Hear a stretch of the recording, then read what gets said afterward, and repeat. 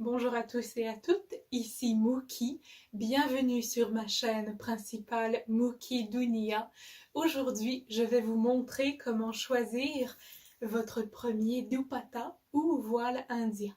Peut-être que vous allez assister à votre premier événement sur la culture indienne, peut-être que vous allez monter sur scène pour présenter votre premier spectacle de Bollywood, ou peut-être tout simplement que vous en avez assez d'emprunter des bijoux et des dupattas et des jeux à vos professeurs et amis. Peu importe la raison pour investir dans votre premier dupatta, il y en a pour tous les goûts et pour tous les budgets. Et vous remarquerez très vite qu'un dupatta ne suffit jamais. D'abord, qu'est-ce qu'un dupatta? C'est un voile indien fait dans divers tissus avec divers matériaux et diverses bordures et décorations. C'est généralement utilisé en Inde. C'est un accoutrement traditionnellement porté par les femmes dans divers styles, même que certains États ont leur propre style. Par exemple, le style Gujarati que je porte très souvent, qui est l'un de mes préférés, est très différent du style Punjabi, qui est juste une bande colorée qui va en travers de la poitrine ou encore qui va en travers des épaules comme ceci, de manière plus élégante. On en porte pour les pujas, les prières, les cérémonies religieuses, on en porte pour les festivals, et il y en a vraiment pour toutes les occasions. En général, en Occident, on en porte surtout pour de tels événements centrés sur la culture indienne. Par exemple, dans ma ville, jusqu'à il y a quelques années, on célébrait Navratri, le festival Gujarati qui célèbre Durga Ma, et aussi Diwali, le nouvel an hindou. Donc c'était une occasion de porter un tel voile. D'ailleurs, mon premier dupatta m'a été offert par l'une de mes amies à l'un de ces festivals, à l'un de ces événements, à l'Odipti. C'est le voile que je porte notamment pour ma prière, ma puja. Et comme vous pouvez le voir, il est en coton. On va revenir sur les matériaux dans très peu de temps. Mais avant, je veux vous parler des différents sites de référence. Donc, l'une des premières places de référence serait naturellement Amazon, mais je n'utilise pas Amazon, je n'aime pas cette plateforme. Mais si vous êtes à l'aise sur ce site-là, vous pouvez bien sûr trouver des dupattas à très bon prix. Ensuite, à part les boutiques spécialisées, vous pouvez toujours en trouver sur Marketplace. Je n'ai pas d'expérience avec Marketplace parce qu'il n'y a aucune référence indienne dans toute ma ville. Je me réfère surtout à eBay et Etsy. Je recommande particulièrement Etsy parce que j'ai eu des mauvaises expériences avec eBay, même si eBay a généralement des meilleurs prix. Mon dupatta, ça fait comme 1 an que je l'attends, et mon choli, ça fait à peu près depuis avril de cette année. Je sais pas si c'est une fraude sur eBay, je ne sais pas si la COVID a tellement ralenti les bureaux de poste que ça devient quasiment impossible de les envoyer, c'est fort possible. Il se peut aussi que les éléments soient tout simplement perdus quelque part dans le monde de la poste. Dans tous les cas, je préfère me référer à Etsy, même si c'est un peu plus onéreux. Sinon, vous avez toujours l'option d'utiliser des foulards un peu plus larges. Par exemple, celui-ci que j'ai acheté dans une boutique de meubles, qui est pas mal la seule boutique en ville à vendre des sarouels et des écharpes, des scarves, des voiles de ce genre. Ça m'a dépanné pour une vieille vidéo que j'avais faite avec ma partenaire Étoile. Et sinon, cette écharpe que vous reconnaissez probablement de Tiran Nadi, c'est donc un faux dupatta ou un dupe atta. I hate myself too. Ça peut faire l'affaire, ça peut vous dépanner. C'est ce que j'ai fait pendant plusieurs années quand je n'avais aucune ressource et aucun contact pour trouver des dupattas. J'avais des petites écharpes que je faisais juste attacher en travers de la poitrine et ça faisait la job somehow. Aussi, si vous n'avez que des saris à portée de main mais aucun dupatta, vous pouvez aussi prendre un vieux sari et le découper dans le sens de la largeur avec la longueur appropriée pour vous faire un dupatta à faible coût. C'est d'ailleurs ce qui va arriver au mauve juste derrière moi parce que ce sari est bizarrement trop petit pour être un sari, enfin pour ma taille. Vous pouvez aussi vous procurer dans votre magasin de couture préféré 1 ou 2 mètres de georgette ou d'un tissu très léger que vous pouvez facilement faire passer pour un dupatta sans aucun problème. Bien sûr, les coûts varient d'un tissu et d'un magasin à l'autre. Ce n'est pas une technique que j'ai personnellement essayée, mais ça peut quand même être une bonne option. Bref, vous avez toutes sortes de moyens pour avoir accès à un dupatta ou un semi-dupatta si jamais vous n'avez pas le temps de magasiner. Donc si j'avais à parler des prix, des budgets, tous mes prix seront en dollars canadiens parce que c'est au Canada que j'habite. Un dupatta usagé en très bonne condition avec peut-être quelques décorations manquantes peut aller entre 10, 15 dollars, parfois 20 dollars. Un dupatta en meilleure condition peut aller dans les 25, 30 dollars, parfois 40 dollars. Le plus cher que j'ai payé pour un dupatta que j'aime vraiment beaucoup, c'était 36 dollars et quelques. Ça peut facilement aller en bas de 100 dollars, particulièrement si vous choisissez des dupattas usagés. D'ailleurs, côté mots-clés ou mots de recherche, vous aurez de plus grandes chances de tout simplement écrire dupatta indien, Indian dupatta, Indian scarf, voile indien dans la barre de recherche. Il y aura plusieurs mots-clés dans les titres pour faire augmenter la visibilité. Parfois je vois hijab, parfois il y a des chiffres, des lettres. Ce qui est important de savoir, c'est vraiment dupatta ou voile indien ou écharpe indienne avec le matériel. Parlant de matériaux, les tissus que vous retrouverez le plus seront coton et georgette. La georgette est un voile beaucoup plus transparent. D'ailleurs, la plupart des vendeurs vont prendre une photo où ils vont passer la main sous le tissu pour vous montrer la transparence. Le coton aura généralement des motifs ou des inscriptions peintes sur le tissu, probablement à la main, alors que la georgette aura du tissu perlé, ce qui est l'une de mes choses préférées au monde. J'adore les tissus perlés.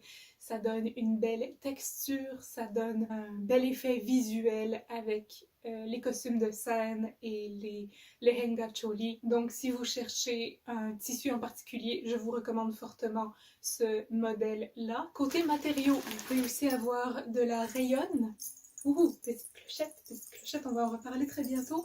Ça, c'était le premier dupatta que j'ai acheté dans ma ville à l'époque où il y avait une place où acheter des dupattas. Ce tissu-là est en rayonne, un peu plus capricieux que la georgette, je trouve, mais j'aime beaucoup les petites cloches au bout, je trouve que ça fait très festif. Pour ce qui est des couleurs, vous pouvez choisir n'importe quelle couleur vive. Je recommande particulièrement les couleurs comme le rouge, le vert, l'orange, le fuchsia, qui sont des couleurs très très communes en Inde. Sinon, vous pouvez aller dans les bleus, dans les bruns, dans les verts de World is Your Oyster. Vous pouvez avoir de magnifiques tissus avec des dégradés de couleurs comme ici, un dégradé horizontal ou parfois un dégradé vertical. J'en avais un, je sais pas où est-ce qu'il est rendu. Les couleurs que je vous recommande fortement d'éviter en revanche, à moins que ce soit dans des dégradés et encore, ce sont le noir et le blanc parce que ce sont des couleurs associées au deuil dans plusieurs communautés indiennes. Donc, utilisez ces couleurs avec parcimonie, surtout si vous ne connaissez pas vraiment le contexte dans lequel vous vous avancez. C'est mieux de miser sur des couleurs célestes et des couleurs terrestres. Mauve, rose, rouge, vert, jaune, orange. Plus vous êtes flashy et coloré, mieux c'est. Revenons donc aux motifs. Il peut y avoir des motifs brodés comme ici, cette magnifique fleur. J'ai l'impression que c'est un satin stitch. Vous pouvez avoir des tissus peints comme ici, ou beaucoup plus couramment, vous aurez des tissus avec des broderies ou des perles ou des brillants ou des bordures très très riches. Vous aurez aussi des petits jeux de perles comme ici. Toutes les petites perles ont été brodées pour former un motif. C'est très très très courant. Mais si vous en êtes à acheter votre premier dupatta, je vous recommande la bordure la plus petite et la plus simple possible. Je vais vous donner un exemple avec deux de mes dupattas que j'aime beaucoup, mais un qui est très difficile à mettre. Où est-ce qu'il est? Donc vous avez ici une bordure très très discrète et la beauté de la chose se trouve vers le bas du dupatta.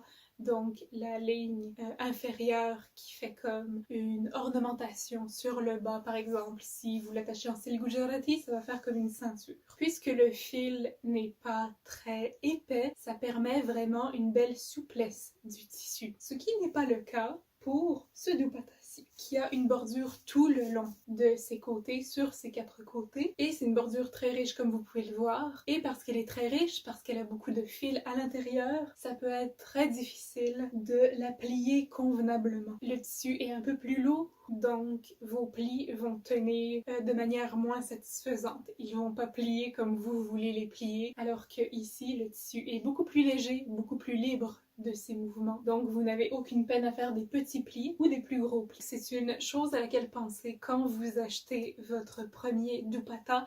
Avec le temps et l'expérience, les grosses bordures comme ça vous feront moins peur. Mais pour un premier essai, surtout si vous n'êtes pas habitué à manipuler ou à attacher un dupatta, c'est mieux d'y aller avec des éléments un peu plus souples, un peu plus permissifs. Si vous ne voulez pas prendre de risques avec les bordures, un dupatta peint ou tout simplement uni peut très bien faire l'affaire, sans aucun problème. J'aimerais aussi commenter sur les décorations qui dépassent le dupatta, donc les ornementations comme ça, les petits médaillons, et aussi les clochettes que j'ai mentionné tantôt. Certains sont très fragiles, ce dupatta-ci en particulier avec les beaux miroirs, il y a un fil qui a complètement débarqué et j'ai peur que le reste suive parce que c'est un seul fil qui est passé à travers tout le dupatta. C'est recommandé de faire très attention de ne pas trop tirer sur le fil, de ne pas s'accrocher dans les petits médaillons ou dans les clochettes. C'est facile de les perdre, c'est facile de les abîmer. Si vous avez peur de les abîmer, je ne recommande pas ce genre d'ornementation. Enfin, commentons sur la longueur. Il y a des dupattas plus courts, il y en a des beaucoup plus longs. La longueur moyenne se situe entre 1,5 et 2 mètres. La longueur de ce dupatta est parfaite pour moi. Elle est très versatile pour toutes sortes de styles. Alors que ce dupatta-là, le premier que j'ai acheté sur eBay,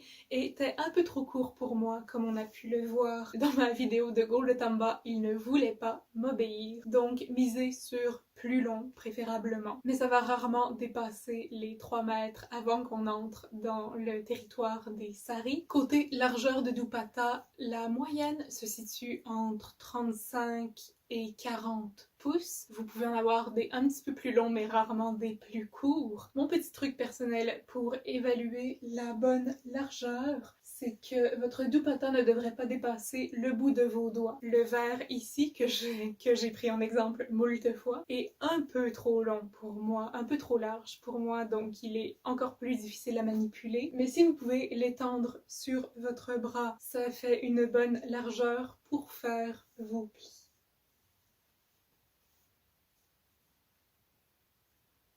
Et on a juste la belle bande décorative. C'est toujours agréable d'avoir une bande décorative parce que ça fait comme un petit bijou de plus dans votre accoutrement. Mais ça peut aussi vous jouer des tours. Mon adage personnel, plus c'est beau, plus c'est difficile à mettre pour une personne qui n'est pas issue de la culture indienne et qui ne fait pas ça sur une base régulière. Et voilà, c'est tout pour cette vidéo. J'espère que vous avez apprécié mon petit guide d'achat de votre premier dupatta. Si vous voulez d'autres trucs et astuces pour choisir où porter vos différents accessoires de danse indienne, n'hésitez pas à me laisser un commentaire sous la vidéo. Vous pouvez comme d'habitude liker la vidéo, la partager et bien sûr vous abonner à ma chaîne. Sur ce, je m'appelle Mookie. Vous êtes sur Mookie Dunia. Je vous souhaite une très bonne journée, une très bonne année et surtout un très bon magasinage.